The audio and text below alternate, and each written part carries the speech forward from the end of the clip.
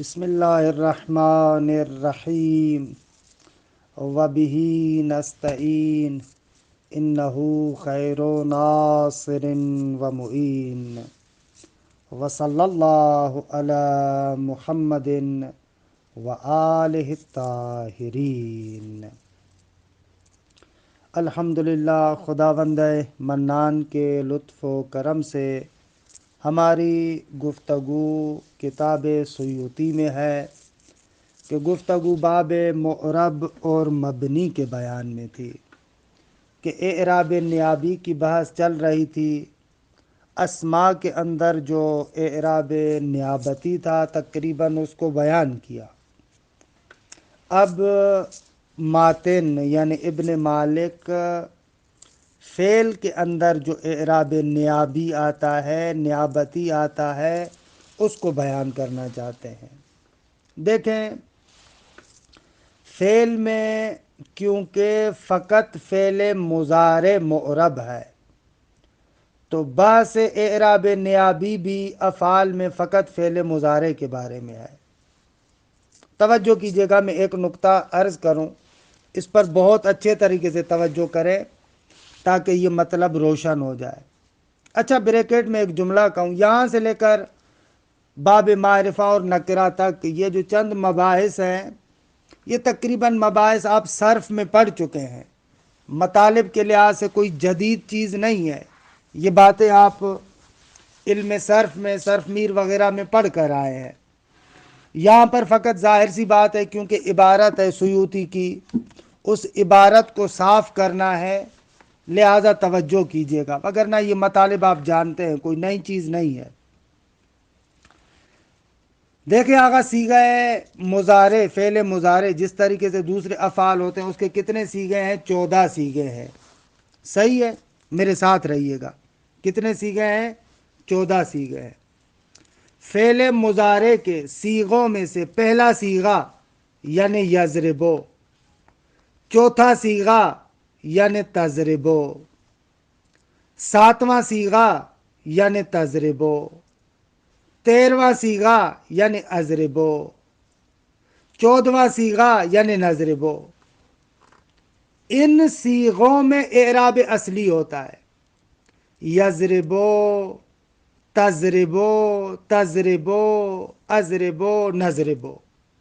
ان میں اعراب اصلی ہے، یعنی رفع ضمے کے ساتھ ہے۔ درست ہے آقا، اعراب اصلی ہے۔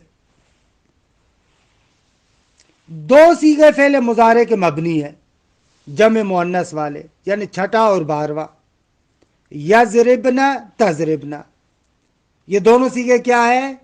مبنی ہے۔ اچھا، 5 صیغے جن میں اعراب اصلی، 2 صیغے مبنی، ہو گئے 7۔ باقی کتنے صیغے بچے؟ 7۔ 7 صیغوں میں اعراب نیابتی آئے گا، یعنی دوسرا یضربان، یعنی تیسرا یضربون، یعنی 5واں تضربان، یعنی 8واں تضربان، یعنی 9واں تضربون، یعنی 10واں تضربین، یعنی 11واں تضربان۔ یہ جو 7 صیغے ہیں ان میں اعراب نیابتی آتا ہے۔ اچھا، ان 7 صیغوں کو افعال خمسہ کہتے ہیں 7 لیکن کہتے ہیں افعال خمسہ، کیونکہ تضربان 3 مرتبہ تکرار ہوا ہے، اس کو ایک ہی کاؤنٹ کر رہے ہیں۔ کتنی مرتبہ تکرار ہوا ہے؟ 3 مرتبہ تکرار ہوا ہے، لہذا اس کو ایک کاؤنٹ کر رہے ہیں، تو بن جائیں گے 5، افعال خمسہ کہتے ہیں۔ اعراب نیابتی کی جو گفتگو ہے، ان 7 یا آپ کہیں 5، حقیقت میں 7 ہے، اگر ان تضربان کو ایک ہی کاؤنٹ کریں تو 5، کہ میں وہی اصطلاح کے مطابق چل رہا ہوں، اصطلاح رائج کے مطابق اعراب نیابتی ہوتا ہے۔ اچھا آگا، ان میں اعراب نیابتی کیسے ہے؟ کہتے ہیں کہ حالت رفعی میں ضمے کے عوض نون آتا ہے۔ ان میں آپ نے جیسا کہ ملاحظہ کیا، تضربانے یعنی بلکہ یضربانے، یضربونا، تضربانے، تضربونا، تضربینا، یہ تضربونا، یہ ایسے حالت رفعی میں ضمے کے بدلے نون ہوتا ہے کہ اس کو آپ لوگ نون اعرابی کہتے ہیں۔ اچھا، جزم کی صورت میں یہ نون حذف ہو جاتا ہے، لم تکونی، اصل میں تھا تکونینا، لم تکونی۔ نسبی حالت میں بھی نون گر جاتا ہے، لے ترومی، ہاں ترومینا تھا، لے ترومی بن گیا۔ یہ مطلب اگر اچھے طریقے سے حل ہو گیا تو عبارت کو پڑھتا ہوں۔ اچھا، وجعل لنحو یفعلان النون رفعا وتدعینا وتسألونا، بقول خالد کے اعراب اس طریقے، یعنی یہ بیت اصل میں اس طریقے سے ہے، اجعل النون، تم نون قرار دو، اصل میں ایسے ہے بیت، علامت الرفع، رفع کی علامت کس کے لیے، لنحو یفعلان وتدعینا وتسألونا، درست آگا ان کے لیے، حالا یفعلان کے ساتھ تفعلان بھی آ گیا۔ دیکھیں شعر کا ترجمہ کر رہا ہوں، وجعل لنحو یفعلان، یفعلان کے لیے یعنی یفعلان جیسے، النون، نون کو، رفعن علامت رفع، نون کو علامت رفع قرار دو یفعلان جیسے صیغوں میں، وتدعینا جیسے صیغوں میں، وتسألونا جیسے صیغوں میں، کہ 7 صیغے ہیں مشہور افعال خمسہ اور انہوں نے 3 میں ان کو نمٹا دیا۔ وجعل، سیوطی کو دیکھیں، وجعل لنحو یفعلان و تفعلان، یفعلان اور تفعلان کی طرح جو بھی ہیں ان کو، وجعل ان کے لیے قرار دو کیا، النون رفعان، رفعی حالت میں نون، ولتفعلینا، اور تفعلینا کے لیے نا وہ تدعینا، درست ہے، یہ وہی 10واں صیغہ ہے تضربینا کی طرح، صحیح ہے۔ وَلِيَفْعَلُونَ وَتَفْعَلُونَ، اور یفعلون اور تفعلون، نہ وہ تسألون جیسے تسألون، ان افعال خمسہ میں یا جو 7 صیغے ہیں ان میں نون کو علامت رفع قرار دو، سمجھ میں آیا؟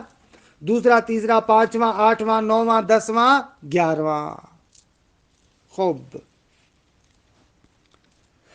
شعر کو دیکھیے گا، اب جو شعر پڑھ رہا ہوں، بس اوپر کیا کہا، ان افعال خمسہ میں، ان 7 صیغوں میں علامت رفع نون کو قرار دو، نون ضمے کا نیابتی ہے۔ اچھا، اب جو شعر پڑھ رہا ہوں اس میں شعر میں ترکیب اور ہوگی، اور جو شرح سیوطی میں ہے وہاں پر ترکیب اور ہوگی، دیکھنا، وَحَذْفُهَا لِلْجَزْمِ وَالنَّصْبِ سِمَا، اور اس نون کا حذف ہونا، یہ مبتدا، سمتن جو ہے وہ کیا، اس کی خبر ہے، وَحَذْفُهَا، اس نون کا حذف ہونا جزم اور نصب کے لیے، سما یعنی علامت ہے، کلم تکونی جزمی حالت، لے ترومی نصبی حالت۔ دیکھیں، وجعل حذفها، اوپر ہم نے پڑھا وحذفها سما مبتدا خبر، لیکن شاعر نے کیونکہ اجل کو بڑھا دیا تو اب اس حذفها کو حذفها پڑھیں گے، مفعول بن جائے گا، وجعل حذفها یعنی ای حذف النون، نون کے حذف کرنے کو قرار دو، للجزم والنصب، جزم اور نصب کے لیے، سمتن،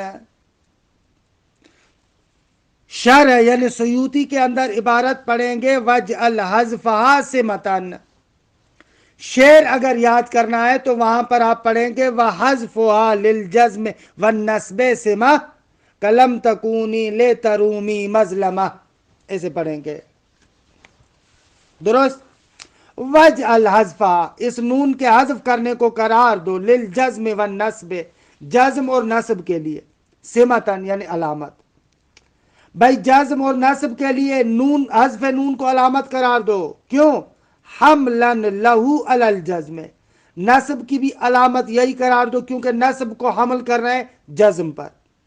کما حمل علی الجر فی المثنی والجمع، جمع کے اندر اور تثنیہ کے اندر ہم نصب کو جر پر حمل کر رہے تھے. جمع مذکر سالم میں یہی تھا نا، وہاں پر یا تھی، تثنیہ میں بھی یا تھی، یعنی نصبی حالت جری حالت کی طرح بن رہی تھی. یہاں پر فعل میں نصبی حالت جزمی حالت پر حمل کر رہے کیونکہ وہاں پر جر اسم کا خاصہ تھا، نصب کو اسی کے ساتھ اسی پر حمل کیا. یہاں پر جزم فعل کا خاصہ ہے، نصب کو اسی پر حمل کر رہے ہیں. حالانکہ کہ یہ باتیں بہت زیادہ اہمیت کی نہیں ہے، لیکن اعلیٰ گفتن دی امام گتمی کی عبارت کو صاف کریں. حملن لہو علی الجزم، نصب کو جزم پر حمل کرتے ہوئے، کما حمل علی الجر، جس طریقے سے کہ نصب کو حمل کیا گیا تھا جر پر تثنیہ اور جمع میں. وجعل حذفها سمتن یعنی ای علامتن، فالجزم کا لم تکونی، جزم جیسے لم تکونی، والنصب جس طریقے سے نہ وہ لترومی مظلمہ. خوب کوئی بندہ کہہ رہا ہے کہ بابا ان ناصبہ داخل ہے لیکن نون نہیں گرا. سورہ بقرہ کی اس آیت کو دیکھے 237، الا ان یعفونا، اب یہاں پر نون تو نہیں گرا، ان بھی داخل ہے. تو جواب دیتے ہیں کہ بابا یعفونا دو صیغے ہیں، ایک جمع مؤنث غائب کا صیغہ ہے یخرجنا کی طرح، اور ایک جمع مذکر غائب کا صیغہ ہے یخرجونا کی طرح. جو جمع مذکر غائب ہے یخرجونا کی طرح وہاں پر نون اعرابی ہے، لیکن جو جمع مؤنث ہے یخرجنا کی طرح وہاں پر نون جو ہے وہ کیا ہے، نون نسوہ ہے، نون اعرابی نہیں ہے، نون جمع مؤنث سالم ہے، یہاں پر وہی ہے. الا ان یعفونا فالواو لام الفعل والنون ضمیر النسوہ، جمع مؤنث کا ہے، والفعل مبنی، آپ کو تو پتا تھا کہ چھٹے اور 12ویں صیغے میں فعل مضارع مبنی ہوتا ہے، کما فی یخرجنا. تمام شد. مطلب کہتے ہیں کہ اگر اس نون کے ساتھ، نون اعرابی کے ساتھ نون وقایا آ جائے، ہاں، تو اس صورت میں اس کو کیسے پڑھیں گے؟ کہہ رہے ہیں کہ اس میں 3 طریقوں سے آپ پڑھ سکتے ہیں، 3 قرات ہیں. یا تو آپ 2 نونوں میں سے ایک نون کو حذف کر دیں تخفیف کے لیے، یا ادغام کر دیں، یا فک ادغام کریں. مثلا تضربونا تھا، اس کو پڑھیں تضربونی، یا آپ ادغام کریں تضربونی، یا فک ادغام کریں تضربوننی. کہ یہی بات اس آیہ کریمہ کے بارے میں ہے. تأمرونی، تأمرونی، تأمرونی، تأمروننی، تینوں طریقوں سے پڑھ سکتے ہیں. اذا اتصل بهذا النون نون الوقایا، اگر اس نون اعرابی کے ساتھ نون وقایا آ جائے. نون وقایا یعنی یا متکلم کو جو فعل سے ملاتے ہیں نا، تو وہاں پر فعل اور اس ضمیر کے درمیان ایک نون، اس یا متکلم اور فعل کے درمیان نون کو لے کر آتے ہیں، درست، اس کو نون وقایا کہتے ہیں. اذا اتصل بهذا النون نون الوقایا جاز حذفها تخفیفا، نون اعرابی کو تخفیف کی وجہ سے حذف کر دو، ایک.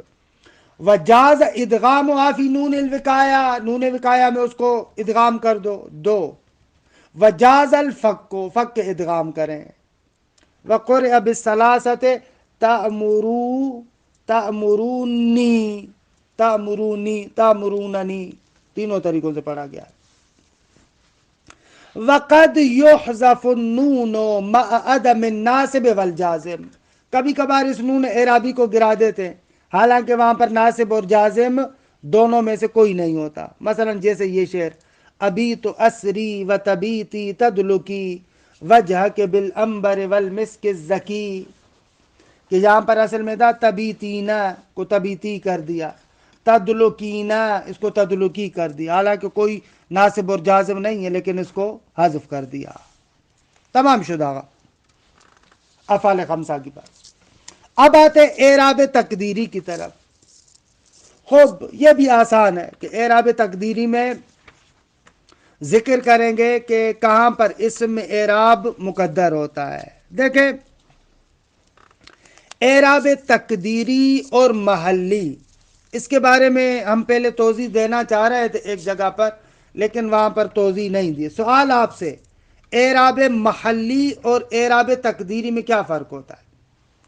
اعراب محلی معمولاً جو مبنی ہوتے ہیں یا جو جملے ہوتے ہیں ان کے لیے کہا جاتا ہے اعراب محلی.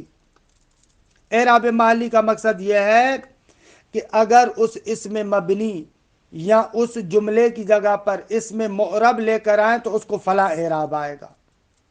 مثلا ہم کہتے ہیں نا جاءنی ہؤلاء، اب اس کا اعراب محلی ہے. محلی ہے یعنی کیا؟ یعنی اگر اس ہؤلاء کی جگہ پر اگر کوئی اسم معرب ہو تو اس کا کیا ہوگا؟ اعراب رفع ہوگی. جاءنی زیدن، تو ہم کہتے ہیں کہ پس یہ ہؤلاء محلاً مرفوع ہے. پس محلی اعراب کأنہ اس پورے کلمے پر یا اس پورے جملے پر آتا ہے. یہ معمولاً تعبیر استعمال کرتے ہیں محلی اعراب کی مبنیات میں اور جمل میں. لیکن اعراب تقدیری میں اصل میں اس لفظ کے آخری حرف پر اس اعراب کو مقدر مانا جاتا ہے.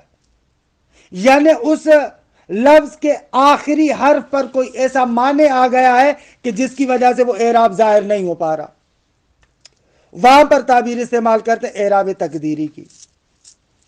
تو کہتے ہیں اعراب تقدیری بعض اسما میں ہوتا ہے، مثلا جیسے اسم مکسور، ہاں، جیسے اسم منقوص، اسم ممدود. ان میں کیا ہے؟ اسم ممدود، ان میں کیا ہوتا ہے؟ اعراب تقدیری ہوتا ہے.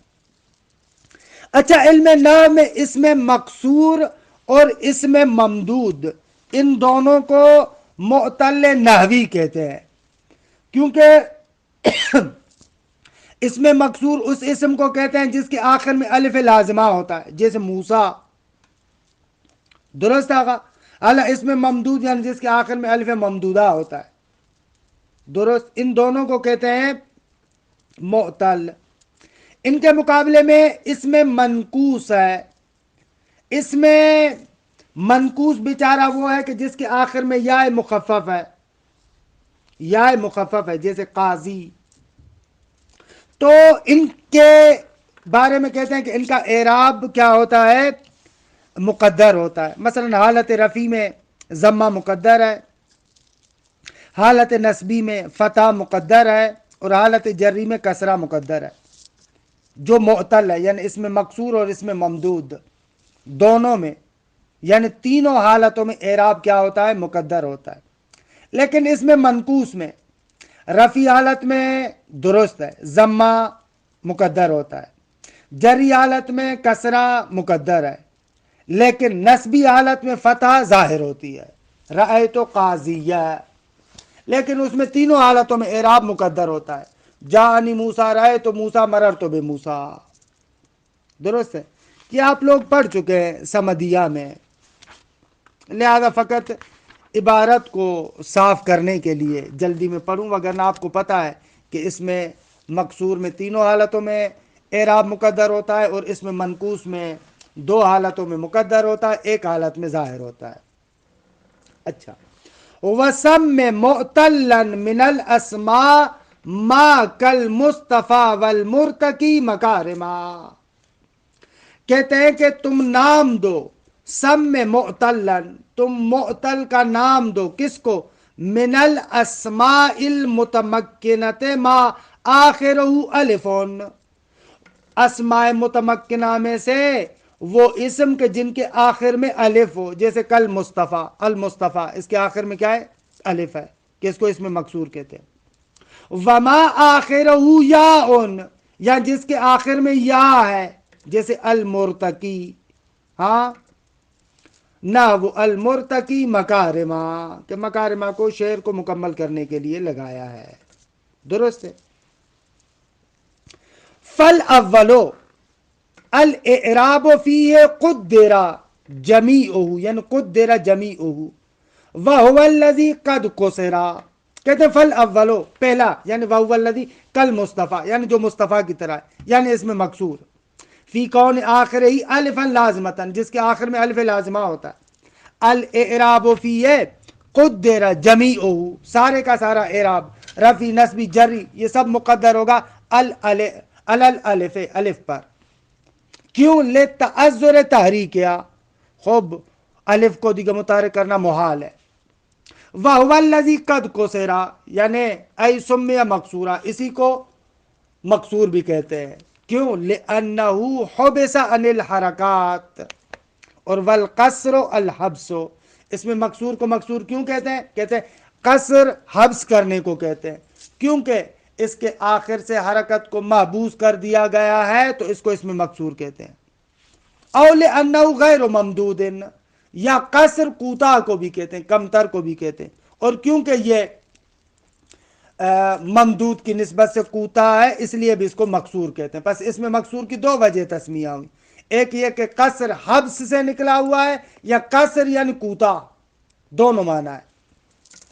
وقال الرزی وهو الاولا لما يلزم على الاول من اطلاقه على المضاف الى الياء، کہہ رہے ہیں کہ دوسری وجہ تسمیہ درست ہے کہ مقصور کہتے ہیں کیونکہ ممدود نہیں ہے، چھوٹا ہے۔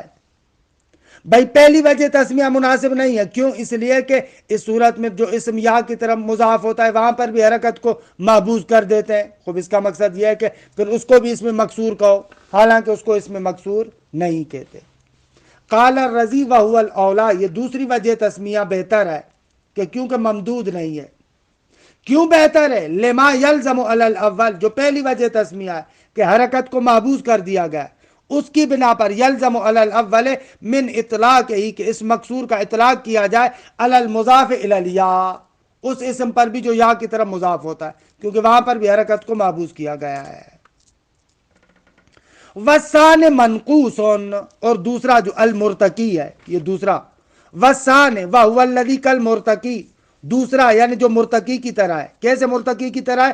فی کون آخر یا ان خفیفتا لازمتا تلو کسرتن، ہر وہ اسم کہ جس کے آخر میں یا ہو جو یا خفیفہ ہے، یا لازمہ ہے، تلو کسرتن کسرت کے بعد، کسرہ کے بعد، یعنی اس کا ما قبل کسرہ ہو اور یہ یا کسرہ کے بعد ہو۔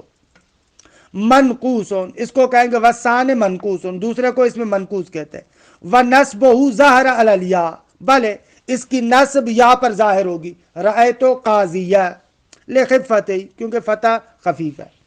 وَرَفْعُهُ يُنْوَى، یعنی أَن يُقَدَّرُ فِيهَا، اس کے اندر رفع کو جاءنی قاضی، رفع کو مقدر کیا جائے گا۔ لِسِقَ لِلزَّمَّةِ عَلَى الْيَاءِ، کیونکہ یا پر ضمہ ثقیل ہے۔ لِسِقَ لِلزَّمَّةِ عَلَى الْيَاءِ قضا ایضاً یجر، اسی طریقے سے اس کو جر دیا جائے گا، اسی طریقے سے جر دیا جائے گا یعنی نیت میں رکھا جائے گا۔ بکسرت منویہ، کسرہ ہے منوی جو نیت میں ہے، کیوں؟ لیسکا للکسرت علی الیا، کیونکہ کسرہ بھی یہاں پر ثقیل ہے۔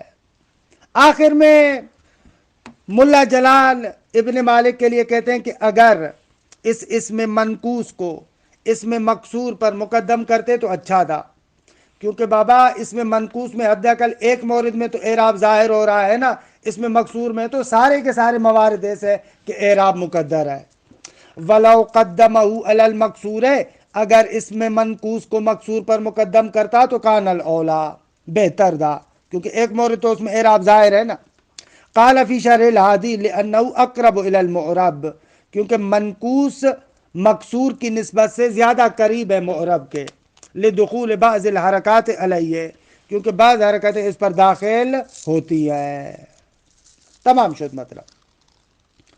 فرعون، فرعون میں کہتے ہیں کہ بابا کلام عرب میں معتل نحوی کے جس کے آخر میں واو ہو، خوب دیکھیں ایسا کوئی اسم نہیں ہے سوائے اسماء ستہ کے جو حالت رفعی میں ہے، بھلے الف اور یا ہے، مکسور اور منقوص ہے، لیکن کوئی بھی ایسا معتل نہیں ہے کہ جس کے آخر میں واو ہو۔ لیس فی الاسماء المعربۃ اسم کہ آخرہ واو قبلہا ضمۃ، لغت عرب میں اسماء معربہ میں کوئی ایسا اسم نہیں ہے کہ جس کے آخر میں واو ہو اور اس کا ما قبل ضمہ ہو، کوئی بھی نہیں ہے، الا الاسماء الستہ فی حالت الرفع، مگر اسماء ستہ حالت رفع میں، جیسے ابو کا۔ خوب، اگر فعل کے اندر جو اعراب تقدیری ہے وہ کیا ہے؟ خوب، اس کے بعد انشاءاللہ کہ یہ باب معرب تمام ہو جائے گا، 2 منٹ ہمیں فقط دیں۔ کہتے ہیں کہ ہر وہ فعل کہ جس کے آخر میں الف ہو یا واو ہو یا یا ہو تو اس کو کیا کہتے ہیں؟ معتل نحوی کہتے ہیں۔